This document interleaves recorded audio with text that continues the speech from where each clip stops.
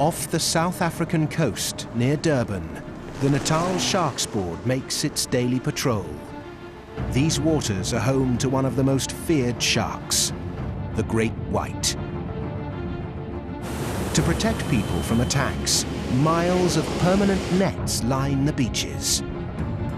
Big sharks rarely swim into these nets, but recently, the biggest great white caught since 2002 was fatally trapped in them. 1, 2, 3! 1, 2, 3! By carefully dissecting this giant, a team of scientists will uncover the hidden wonders of this mighty predator. They'll find out how sharks became the biggest fish in the seas. This is freaky. The reality behind those infamous jaws. The important thing is the teeth, the sharpness of the teeth. And how they can hone in on their prey from miles away. Hopefully it doesn't like human blood. They'll uncover the great white secrets from the inside out.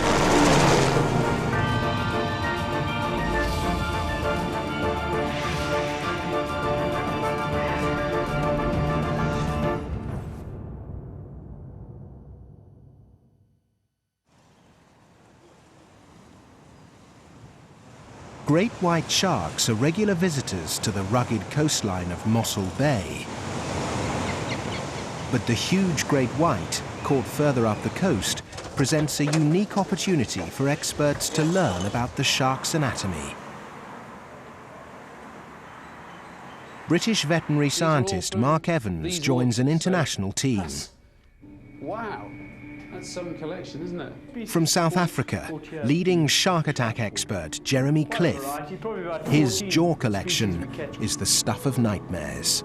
Unfortunately, we've still got this paranoia that general public have with sharks. The old adage, the only good shark is a dead shark. From Italy, shark researcher Enrico Gennari. Yeah! He likes it! He risks life and limb for his passion. We know some sharks for years. You know, when you go out with your buddies to have a beer, you know them by name.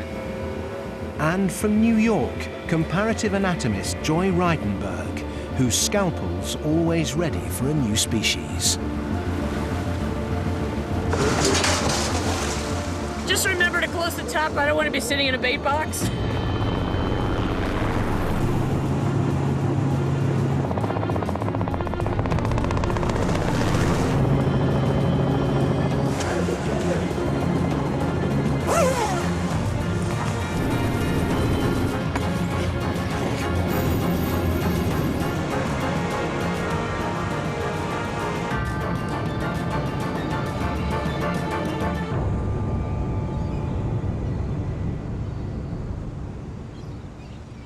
It's huge. It's much bigger than I thought it would be. Yeah, I didn't think it would be this big. Wow. It's really a big animal. And looks like it's a female. So it's a female. Do we know what weight it is? How old do you think it might be? 900 kilos, probably in the region of about 12 years old. That's a big fish. The scientists want to look under its skin to reveal the great white's strengths and weaknesses. Why it will die if it ever stops swimming. How it's evolved to become such a formidable athlete.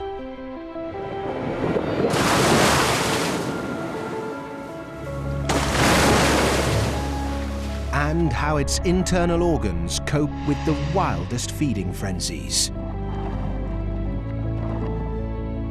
But the more immediate mystery with this shark is what's in its mouth. It looks like its last meal, but it's not. This is the stomach, and there are two possible hypotheses why the stomach is out. Sharks are able to revert the stomach to get rid of their stomach contents in case they have something that they can't really digest. So kind of like a form of vomiting, then, Basically, yes. That's so weird. Yeah, that's like. That really is weird. And then another possibility is that in terms of stress, they also can get stress and release the stomach out too. But, you know. It seems that this shark vomited out its own stomach in its struggle to escape from the beach protection net, and then suffocated. First job is obviously going to be to get it onto the dissection table so that we can get it down and then orientate it to start the dissection.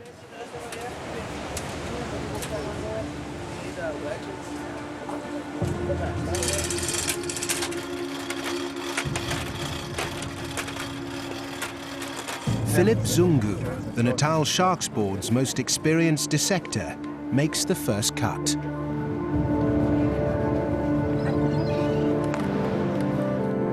Joy's raring to join in.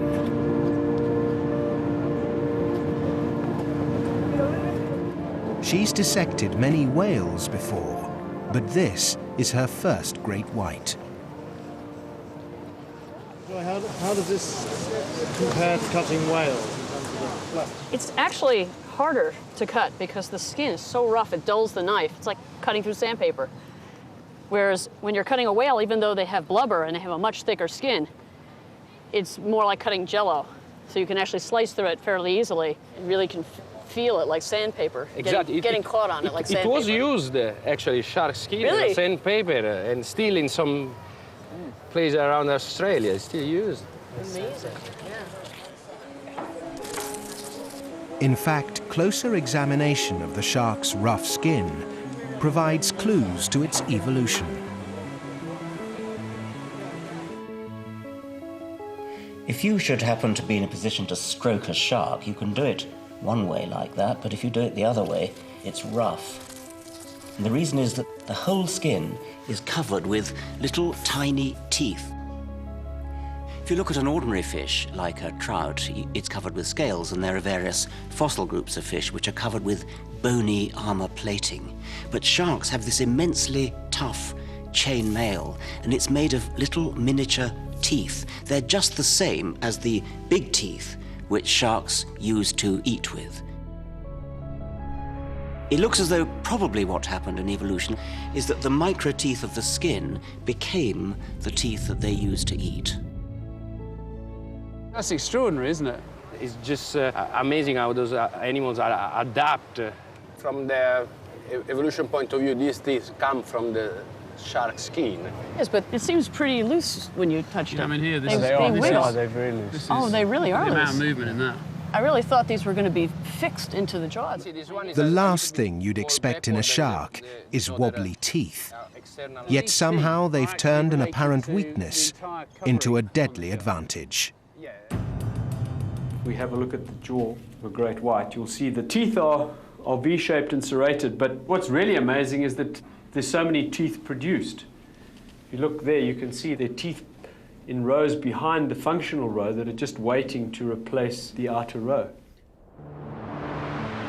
So you've got one row of teeth that's actually functional, but you've got all these other teeth as kind of spares in the wings behind. Yes, they're essentially just waiting to replace the outer teeth. The teeth are not embedded in sockets like we have with mammals, but they're connected to a layer of tissue very similar to our fingernails. And that tissue is growing from the inside of the jaw out. It's a continuous process, very slow. And as that tissue grows, so the teeth right at the front of the mouth eventually will fall off. Exactly. That's a phenomenal adaptation, isn't it, for a predator? Because if you've got a big predator, land mammal predator like a lion, once it's broken its adult teeth, it's done for. It's doomed. Completely. Whereas for the shark, it just waits and another Carries new on. set come along. But it's extraordinary when you think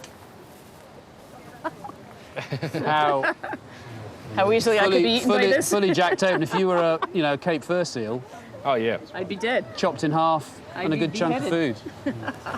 Wow, that's amazing.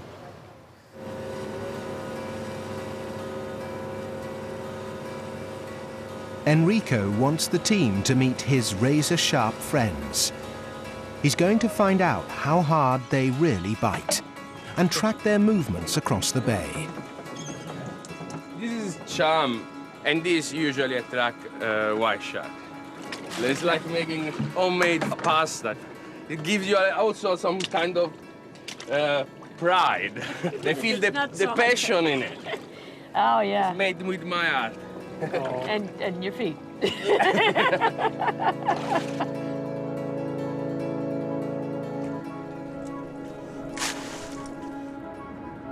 This cocktail of crushed fish soon draws in hungry seagulls looking for an easy meal. There's no sign of any sharks, but Enrico believes the omens are good. That's the sound of a shark. That seagull that just made like a... Ah! That seagull say, shark! Yeah, shark! Shark!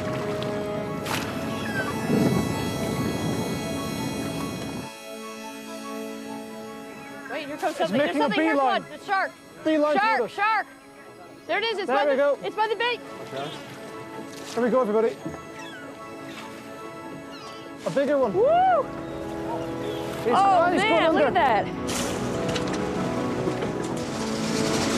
How exciting is that? They are so close. It's the front wheel. Whoa! Whoa! Whoa! It's huge. Oh my God, that's huge. That's as big as the one we looked at. Hey, good boy. Didn't I promise you a big one? Oh yeah. Okay, it's big enough? It's scary. Okay. Mossel Bay, where this shark is being dissected, is a popular resort. Its waves attract surfers, and its fur seals draw in great whites. An uneasy harmony exists between the two. Only a few weeks before, a surfer near here was killed by a great white. Great whites rarely attack humans. When they do, the surprising fact is that most people survive the ordeal. To find out why, the team is going to investigate the anatomy of the shark bite. We could see the upper jaw over here, and we're trying to dissect a way into this big muscle. We're talking about the jaw closers are all this bit here. So Yes. we're just seeing a part of it here, but it's literally this whole thing on It the looks side like of this it. whole pocket of stuff is just muscle. These muscles remind me of the ones that we saw on the crocodile that were used in closing the jaw. In fact, they're very whitish in color. So I'm presuming that they're also very fast twitch muscles that have to act suddenly.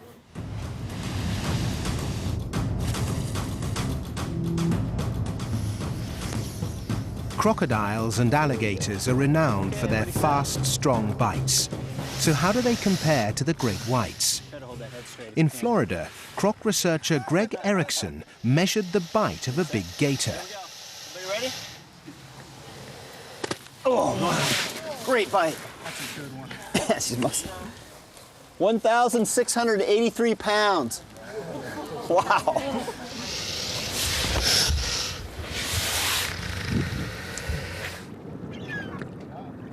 To tempt a great white to bite on his meter, Enrico surrounds it with rotting fish.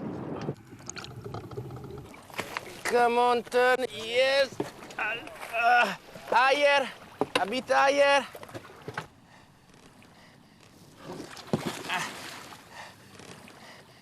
What he did here was touching. It was just... Well, how much is the reading? 29. 29 pounds, nothing. My bite is much stronger than that one. This weak exploratory bite is the reason most shark attack victims escape with their lives. Once they realize we're not tasty seal blubber, they usually don't come in for the second killer bite. But now he should come back because he knows there's something tasty inside.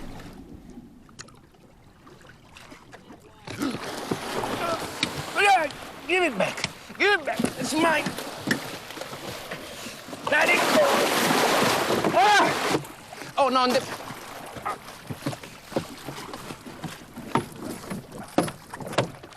Not the bit.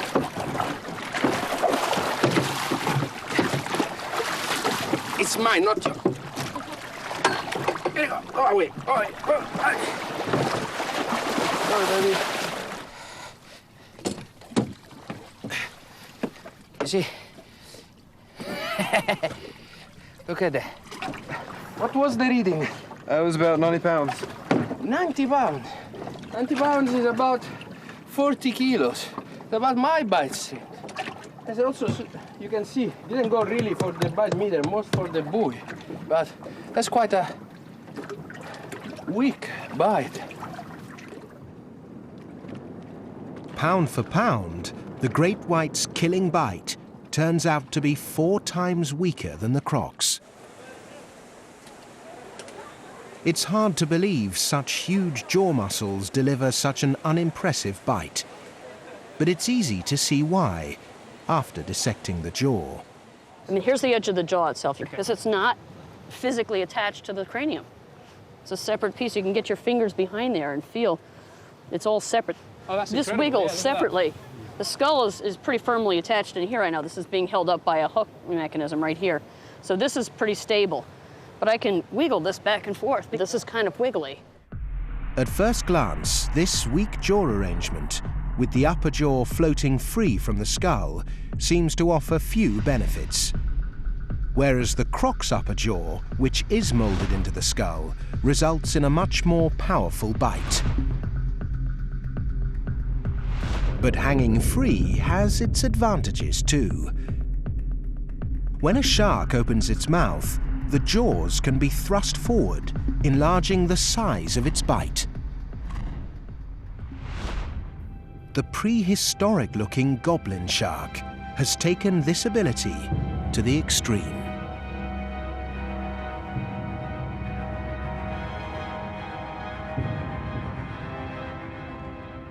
And that is one of the adaptations to be able to take a large chunk out of a big prey item like a whale, where the shark will open its jaw and then will lift its snout. In the action of lifting its snout, it's actually almost dislocating that upper jaw forwards to be able to give it a really good bite.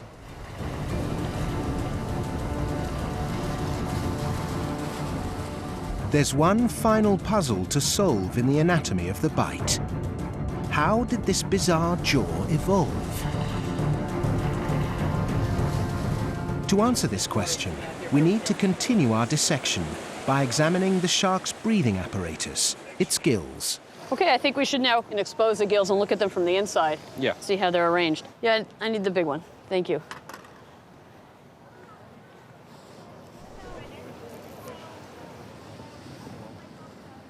If we cut back along the gills, we see these wonderful feathery structures. Very pretty, actually. And each one of these is like leaves of a book. So you can take each page of gills and flap them back and forth here. And this is where all the respiration is occurring. So water's coming this way, and the blood is running across the gills back and forth this way. So as these two run against each other in two different currents, that's where the oxygen exchange is occurring. A great white must keep swimming to ensure a continuous flow of oxygen-rich water across its gills. If it stops, it suffocates. Each one of these gills is supported by a cartilage bar. Here's one of those bars right here. Its whole purpose is just to suspend these gills. Amazingly, it's these gill bars you can see inside a shark's throat that hold the key to the jaw's evolution. If we go back to the shark's ancient ancestors before they had jaws, their gills were probably held open by simple cartilage bars. Initially, it's thought tiny hairs helped draw water through their gills. In later generations, the gill bars became hinged, so they could work like a pair of bellows, pumping water in and out. The hinged bars at the front were now perfectly positioned for a new role: to trap food. And so the jaw was born. So in fact, you have these two bars, the upper and lower jaw, and then you have behind here, you can feel right here is another big cartilage support. This is actually another arch of the gills. It's taken the breathing apparatus and made a weapon out of it. That's amazing. The front part. It's made a jaw with these wonderful, dangerous teeth. Okay, 1, 2. Back on his boat, Enrico offers Joy the chance to go eye to eye with a great white in a shark cage. Here's shark here, shark here. It only weighs 55 kilos. There you go. That's a very big piece of chub. I'm just waiting for my chance to be shark bait. Just remember to close the top. I don't want to be sitting in a bait box. Okay. Joy has reason to be wary. She's seen the YouTube clips of what can go wrong.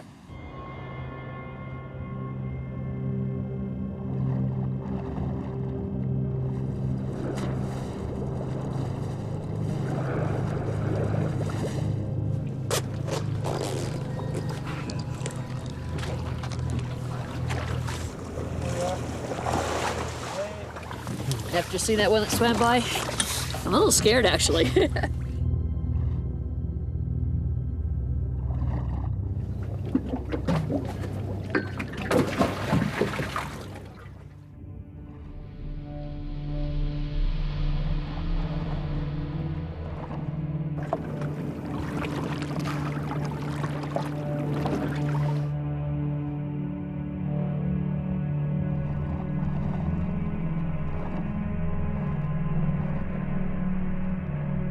They are so beautiful to watch. And they look so peaceful, and they don't look very aggressive. How could this be a harmful animal? It's so gorgeous.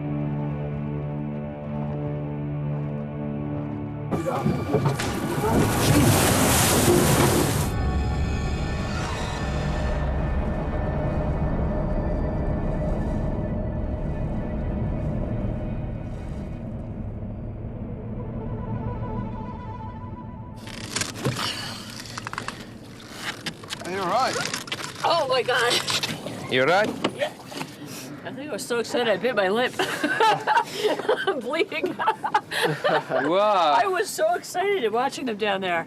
And then, especially when it came really, really close and you could see that dark eye. Some people think that the white shark eye is dead basically. It's dark and without any emotion. But when you interact daily with them, you see that, as you said, they're checking you out. Maybe it's not because they're interested in you as a bait, a prey, but they're interested in you Just because curious, they're just right? interested in you, full stop. The eye of the great white is mesmerizing. It never blinks because it has no eyelid. Some say they never sleep, but no one knows for sure.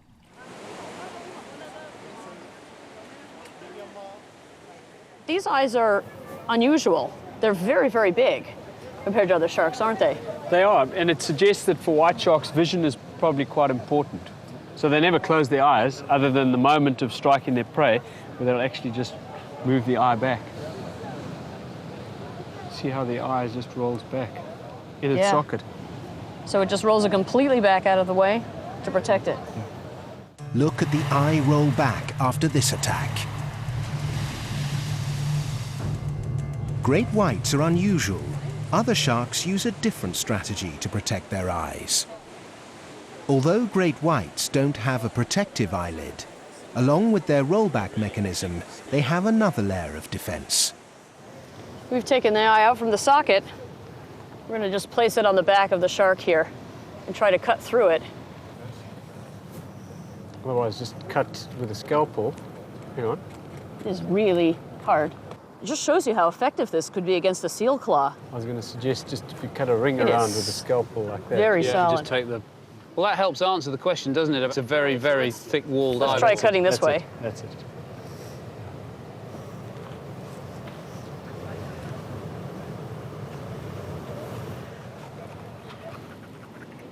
Okay, so let's just very carefully just try and separate that off there.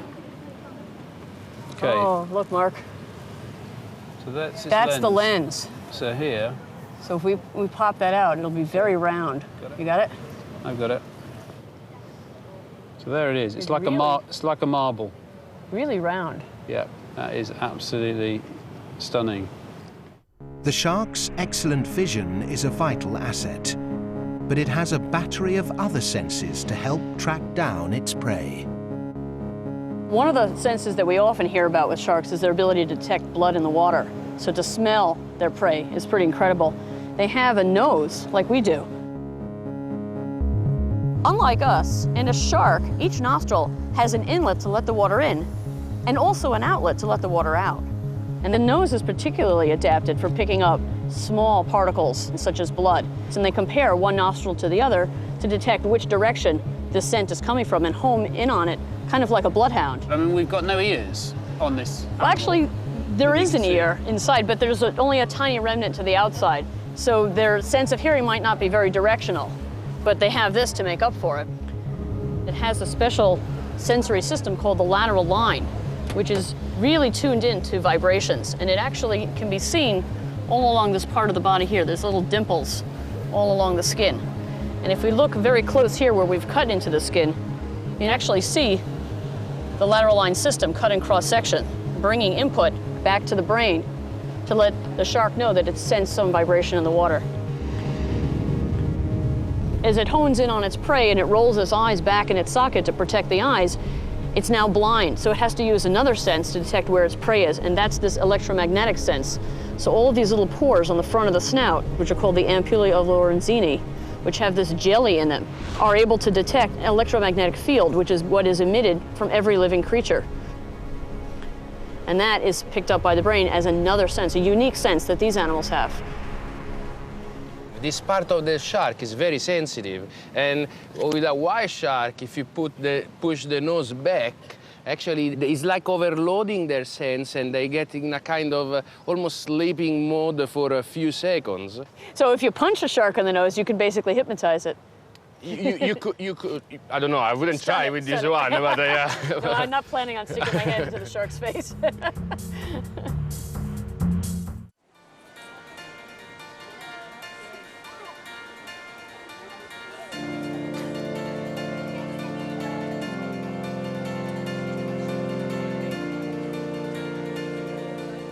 That's a girl. This is a girl. How do you know? How do we which know? a girl, in which is a man? Because if you look at the other end of the shark, it has special fins. And the fins look different in the boys than they do in the girls. Oh, now I understand. This female's special fins are hidden under her massive bulk. On a smaller hammerhead shark, Joy tells the fishy version of the birds and the bees. If you look at this part of the shark, these are the fins near the anus. And if you look right inside the fins, you see these little bumps right here? That's what boy sharks have. Girl sharks don't have that. So that's how you know, without even opening it up, whether it's a boy or a girl. Oh, now I see. These little bumps are called claspers, and they're used like a penis is used. So they insert these into the girl and use this to put the sperm inside. No one has ever seen great whites mate, but if they perform like these white tip sharks, they'll need that armored skin to protect them from the world's most dangerous love bite. Sharks mate more like mammals than most other fish. The females keep their eggs within their bodies, and the males fertilize them inside. When angler Sean Gregory started gutting a shark on a beach in North Carolina, his friends were in for a shock. Oh my God! Oh, it's a baby. It's a baby shark. It's a baby in there. It's a baby shark. You can save the baby. Where? Where's the fish? Don't hurt it. Don't hurt it. Don't hurt it. Right here? Yeah, in that Yes. It's a baby. Oh, sure. It's got gills. Oh my God! What's that? Sean, you're giving birth to a shark. It's birth by Sean section. Oh, don't hurt it. Put it back out there. We catch them that big. Get it, girl. Save the baby. So far, we've seen how sharks use their senses to hunt prey, and how their infamous jaws evolved. Next, we want to investigate what keeps these huge animals afloat, and how they propel themselves so fast.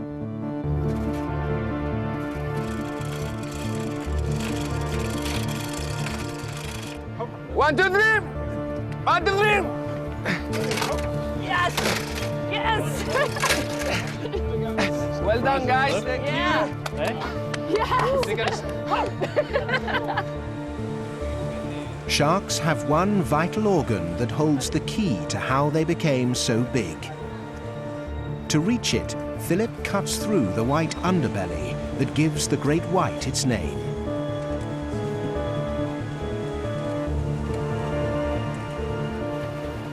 Joy, have you ever seen such a big liver in your life? No, I've never.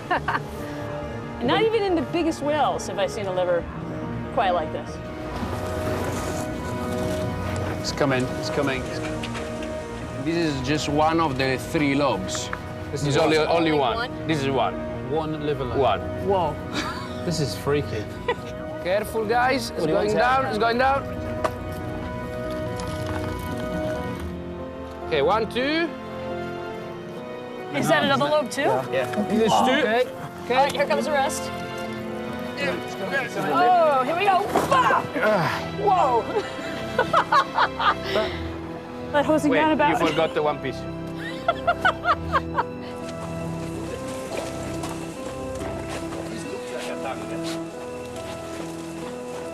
Try to lie down. Yeah. It's about your size. You want to see if it's as big as me? It's bigger than you. What do you think? 2 inches longer than you. I am totally mind-boggled by this. I can't believe how big this liver is. It's bigger than I am. In nature, you have to always think why something happened. So why this liver is so big. If you look at the shark, and you can see that inside doesn't have, like other fish have, the swim bladder.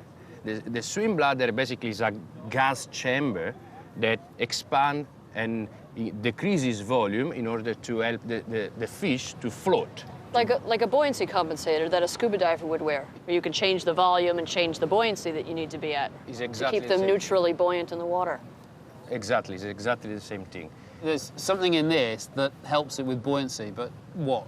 How? If you think what it does when you put liver in water, Well, put a piece in and we will do a mini test. here we have sheep liver. So this is lamb's liver. Okay, let's see what it does. So it's on the bottom. Yeah. It's definitely in the bottom. It sinks, which is a good thing. That liver's normal. Okay, let's try with the shark liver. Okay, let's cut a piece of it.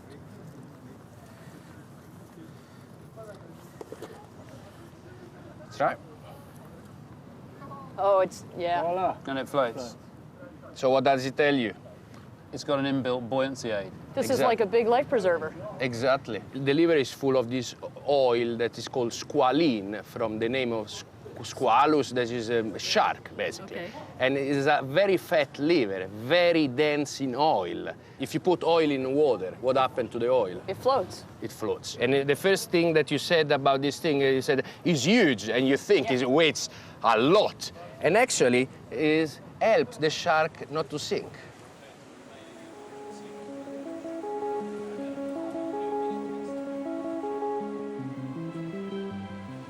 Another thing that helps the buoyancy of sharks is that they don't have a single bone in their body. Unlike us and most other vertebrates, where our skeleton is mostly made of hard, solid bone, sharks have cartilage instead of bone. Their skeleton is made of cartilage. We have cartilage in our ears and in our noses, and in the embryo, all our bones start off as cartilage. But a shark only has cartilage. And this gives them lightness, it gives them a flexibility, and it enables them to become the largest fish in the sea. Today, the very largest is the whale shark, which can weigh up to 20 tons. They're harmless filter feeders that swim around sucking in plankton. But have there ever been any larger sharks?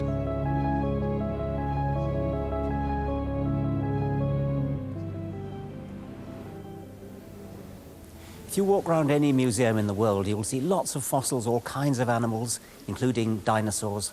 But the one thing you won't see is very many sharks. One of the problems of sharks having no bones, only cartilage, is that they rather seldom fossilize. The teeth are very hard, and so most of the fossil sharks that we know about, we know only from the teeth. Have a look at this. This is a single tooth of Megalodon, a giant extinct shark, 3 times the size of a great white, 20 meters long. That must have been a simply terrifying thing to meet in the sea. Just like the serrated teeth in a great white, these were used for slicing, not chewing. So Megalodon and the great white both had to evolve a digestive system that could cope with huge chunks of food. What's surprising when you look at what's left after the liver's been removed is that there are hardly any guts at all. So this is essentially its intestines, which is a very peculiar shape. It looks very straight. You expect it to be all coiled up like it is in a mammal. In a human, you'd have about 8 meters of this going back and forth, twisting around. Completely bizarre. So can we have a look inside and see how that works? Yeah, let's cut it open and see how it's arranged.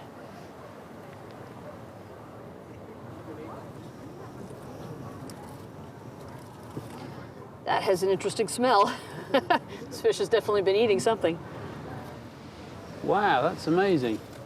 Yeah, it kind of looks like the gills. Look at all these little incredible. folds. It's like just leaves. So what's the flow through here then? Because we know the stomach's avulsed through the mouth, so that bit's up there. But once you've gotten into the beginning of the intestinal tract, which starts right about here somewhere, but the solids would go all around the periphery here in each one of these grooves. It looks like a big spiral staircase. Here's the beginning of the spiral right here. See how my finger goes underneath like that? So this is one plate right there. Okay, so it's then going in like this. Right, so it'd go into the next plate, which would take it around to the next level. It would come around into here, and there's the entrance to the next one. And it just keeps going around. Wow. I mean, the whole point of any intestines is to get big surface area for absorption of nutrients from the food. Well, I think you're getting it here over a very short length. That is such a neat solution to the problem, isn't it?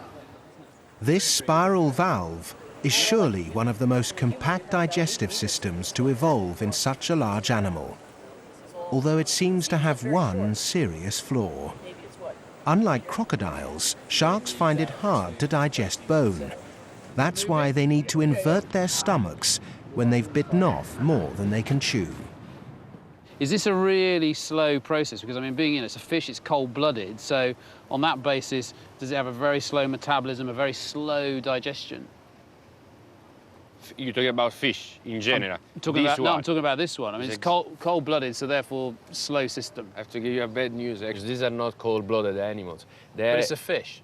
Yeah. Unlikely the majority of fish, these are able to maintain higher body temperature than the external water temperature. So they're warm-blooded? Yeah. How does a fish achieve that? In order to show you that, we have to cut in section, and it's going to be easier to show you that. We can start cutting from here and going backward. Okay, so here's a knife. Enrico wants to expose the tail muscles to see how they increase the shark's body temperature. During a lifetime of constant swimming, they can travel 20 times round the Earth. Yet they also have enough reserve power for sudden bursts of acceleration.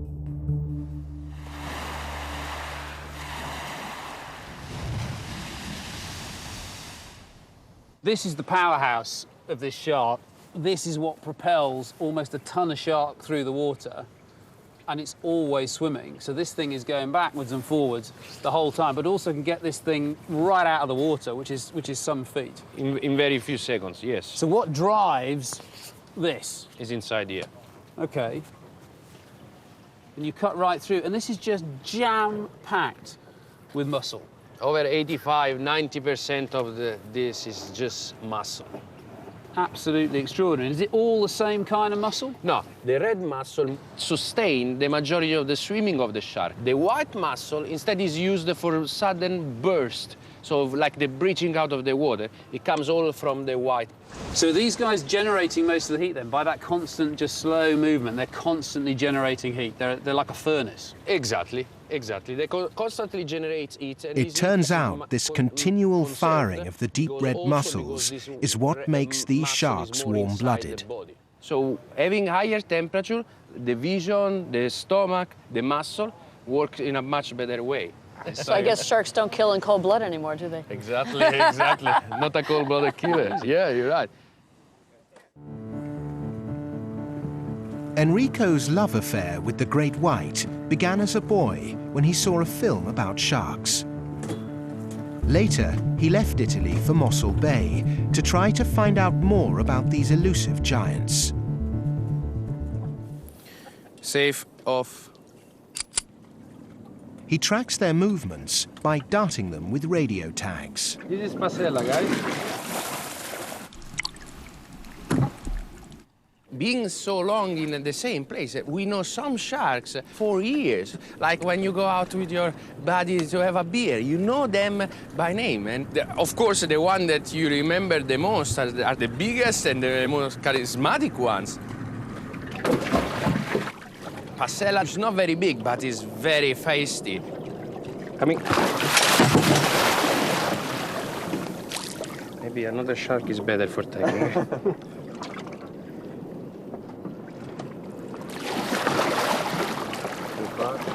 Okay, ready? Perfect. You got it perfect. Done! Well done! Mission accomplished.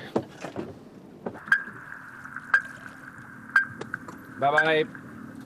Go and do your sharky business. White shark is the iconic shark in terms of fear. People hate them.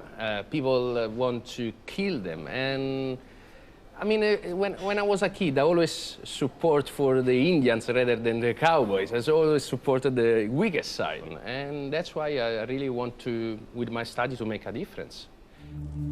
We know what Enrico thinks about sharks, but what goes on in the mind of a great white? Joy has one final cut to make. She's about to lift the lid on its very weird brain. To discover how a shark thinks, Joy must first slice through a cartilage cranium that's free? an inch thick. Oh, now we're free. Okay, let's turn up Jaws here. Oh, yes. And how are you going to turn it? Do you want it?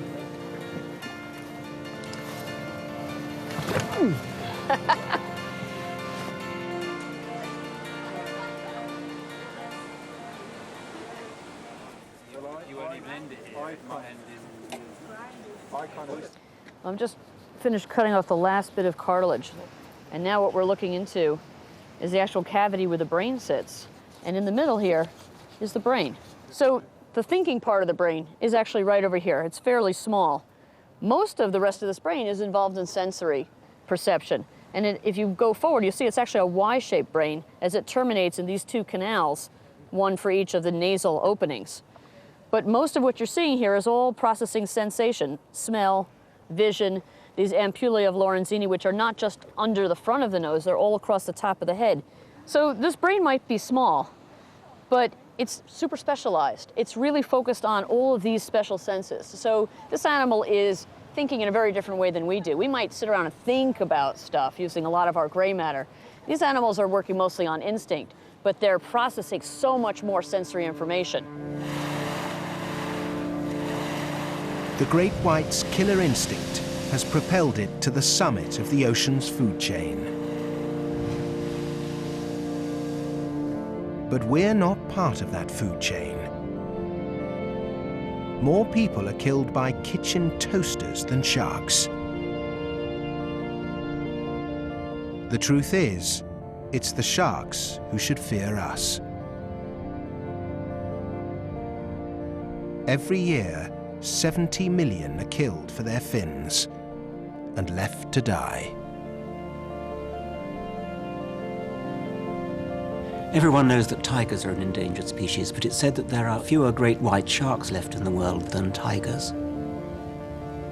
Sharks have been around as top predators for hundreds of millions of years, but sadly it seems that now they may have met their match. They, unfortunately, are very misunderstood. The only thing that people see is actually this one, the teeth, the jaws. Boy, see, there's so many special features about this animal that make it such an incredible creature. So it's more than just a mouth with teeth. Yeah, it's not just jaws.